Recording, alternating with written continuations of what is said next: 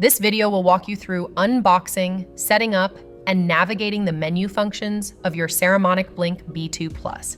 The box contains the charging case, which contains 2 microphones, 1 dual receiver, a connector for Lightning and USB-C devices, 2 transmitter windscreens, TRS and a TRRS cable for connecting directly to cameras or TRRS devices, and a USB-C charging cable.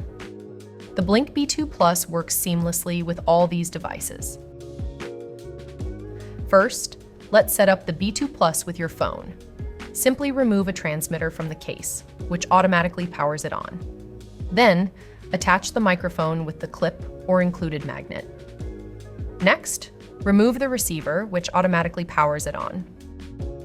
Then, remove the protective cover from the back of the receiver and choose the Lightning or USB-C connector, depending on your phone.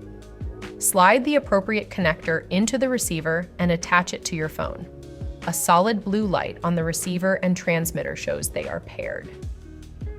If both are blinking, it means they are not paired. If a receiver or transmitter is left in the case, it will automatically power off and not be recognized. Open your favorite video or audio recording app, and you're ready to record.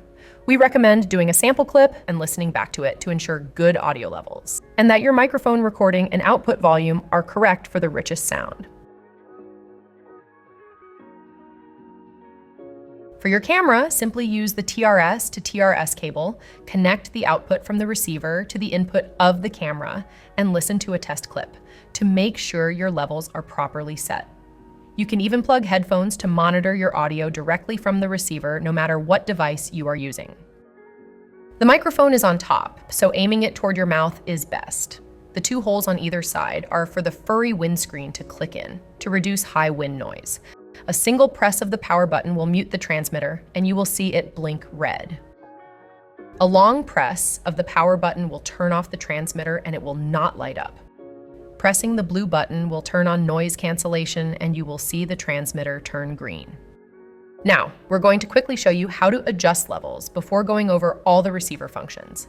The output level icon and the output level are in the top middle of the receiver screen. Simply tap the power button to select the output level and the menu button to adjust it between 0 and 6. This controls the signal level from your receiver to your phone, computer, camera, or tablet, and any connected headphones. We find that a default of 5 works best for most devices. Pressing the power twice will select the transmitter on the A channel. Pressing the menu button allows you to adjust the transmitter's microphone level between -6 and +9. If one of your subjects is louder than the other, you can change their microphone sensitivity so their voices match once they are recorded. Tapping the power button again will allow you to select the B channel and adjust it to match the A channel. Tapping the power button again will deselect everything on your home screen. The home screen also displays your output mode in the upper left, the receiver battery indicator on the right, the transmitter's signal strength and battery levels, the transmitter mic sensitivity, and the transmitter's audio meters. Now let's look at the receiver menu settings. Press M on the side of the receiver to enter the menu, and first, you will see output mode. While in output mode, hold down M to highlight the modes, and then tap M to change between mono, stereo, and safety. Selecting mono will combine the A and B transmitters, so you have one audio track with A and B mixed down equally to left and right channels.